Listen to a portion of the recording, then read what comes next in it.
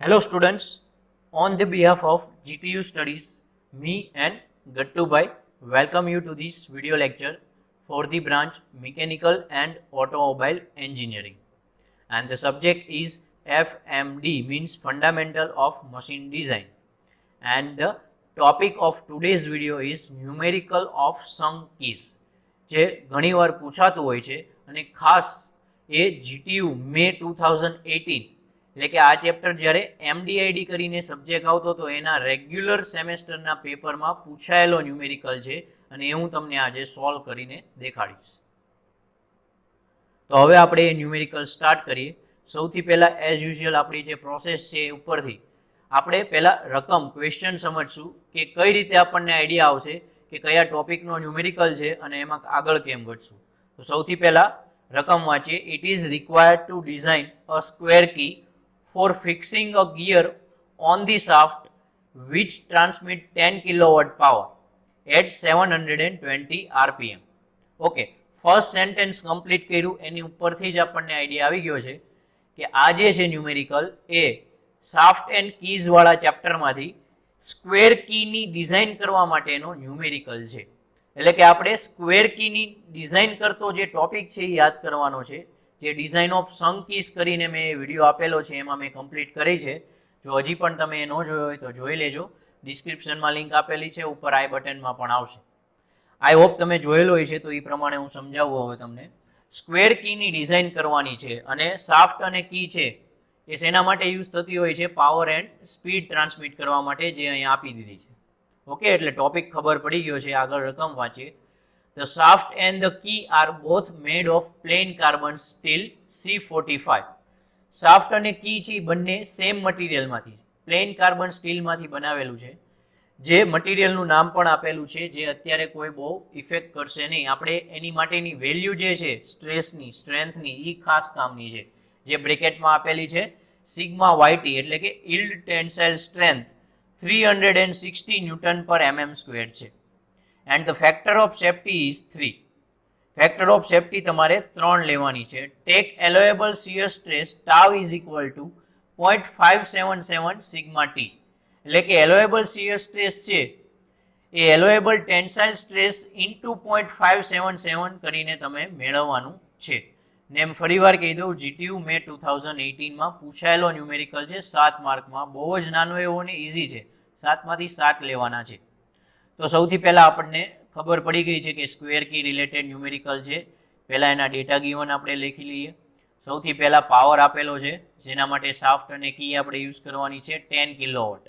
આપણે એ વોટની અંદર યુઝ કરશું એટલે એને કન્વર્ટ કરી દીધું વોટમાં 10,000 વોટ તરીકે.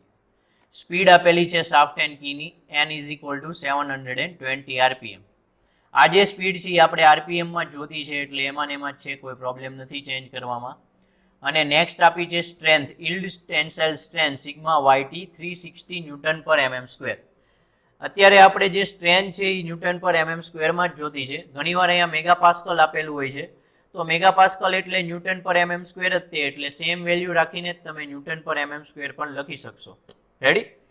ફેક્ટર ઓફ સેફ્ટી આપેલી છે 3, જે હું અત્યારે મેન્શન નથી કરતો, આપણે યાદ રાખી લેશું.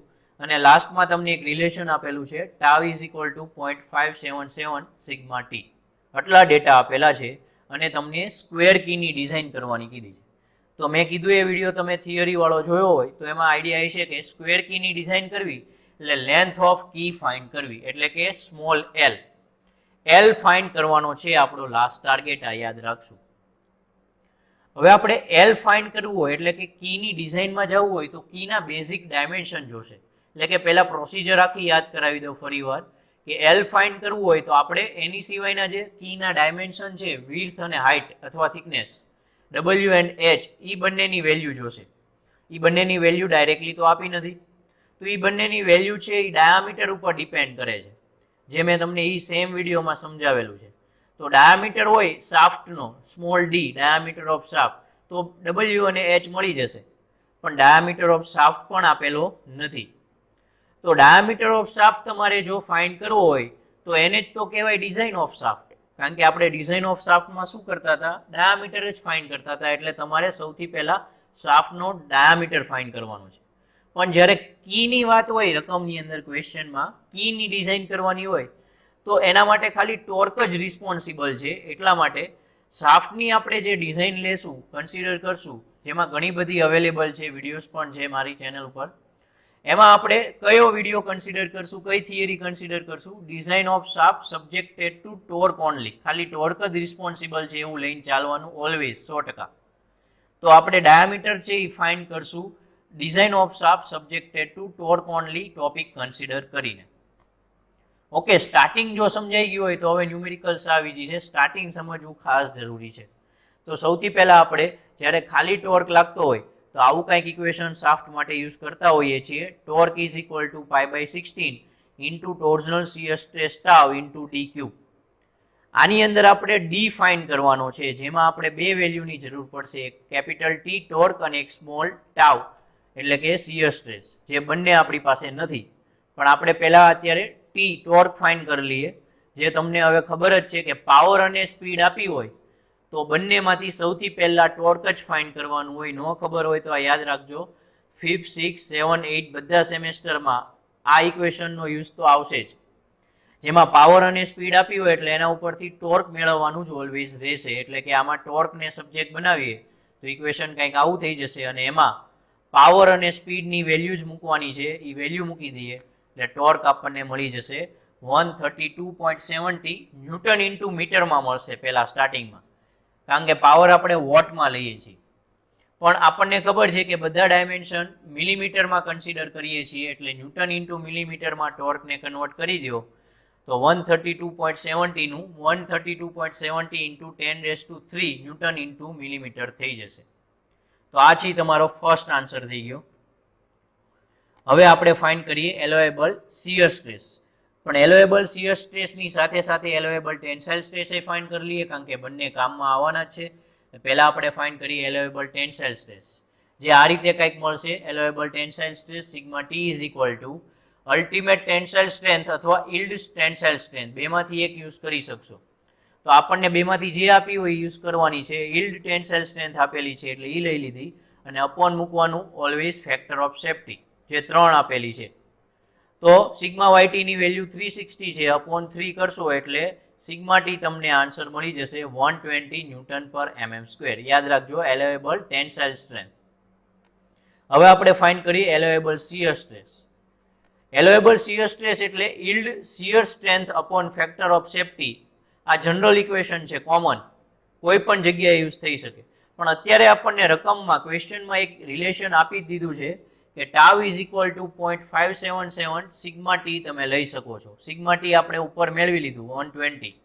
તો એના ઉપરથી ટાઉની વેલ્યુ ફાઇન્ડ કરીએ તો ટાઉની વેલ્યુ મળે છે 69.24 ન્યૂટન પર mm². ઓકે, તો આ થઈ ગયું એલોએબલ શિયર સ્ટ્રેસ, અને ઉપર જે મેળવ્યો એ તો એલોએબલ ટેન્સાઇલ સ્ટ્રેસ. હવે આપણને ટાઉ અને ટી બંને મળી ગયો છે એટલે ડાયામીટર ઓફ શાફ્ટ મળી જશે. આમાં આપણે વેલ્યુ મૂકીએ, ડી ક્યુબને સબ્જેક્ટ બનાવીએ એટલે ડી ક્યુબનો આન્સર આવો કંઈક મળે છે. એનો થર્ડ રૂટ એટલે કે ઘનમૂળ લઈએ એટલે ડીનો આન્સર મળી જશે 21.37 mm. અગેન ડાયામીટર કોઈ દી પોઈન્ટમાં ન હોય એટલે આપણે એને એપ્રોક્સિમેટલી રાઉન્ડ ફિગરમાં કન્વર્ટ કરીએ તો ડાયામીટરનો આન્સર આવશે 22 mm. ફર્સ્ટ આપણો ટોપિક અથવા સ્ટેપ ક્લિયર. ડાયામીટર 22 mm યાદ રાખશું. હવે ડાયામીટર મળી જાય એટલે કીના જે બેઝિક ડાયમેન્શન છે એ પણ મળી જશે. આમાં આપણને કઈ કી કીધી છે? સ્ક્વેર કી માટે થોડોક રિલેશન અલગ આવશે અને રેક્ટેન્ગ્યુલર કી માટે અલગ આવશે. એ મેં ડિઝાઇનના વિડીયોમાં ફરીવાર કહી દઉં, કરાવેલું જ છે. તો સ્ક્વેર કી માટે રિલેશન આવા કંઈક છે, width is equal two height is equal two d/4. D એટલે 22 જે હમણાં મેળવ્યું એ પ્રમાણે, તો w is equal two h is equal two થશે 5.5 mm. આ થઈ ગયા કીના બેઝિક ડાયમેન્શન. તો હવે આપણે નેક્સ્ટ થર્ડ સ્ટેપમાં જઈએ, લેન્થ ફાઇન્ડ કરીએ. લેન્થ આપણે પહેલા ફાઇન્ડ કરશું શિયરિંગ ઇફેક્ટ ઉપરથી, એટલે કે shear stress is equal two 2t/dwl, જે થિયરીમાં કરાવેલું છે, ઇક્વેશન છે, યાદ રાખવાનું છે. તો L ને આમાં સબ્જેક્ટ બનાવીએ તો L ઇઝ ઇક્વલ ટુ થઈ જશે 2t/dw ઇન્ટુ ટાઉ ડી.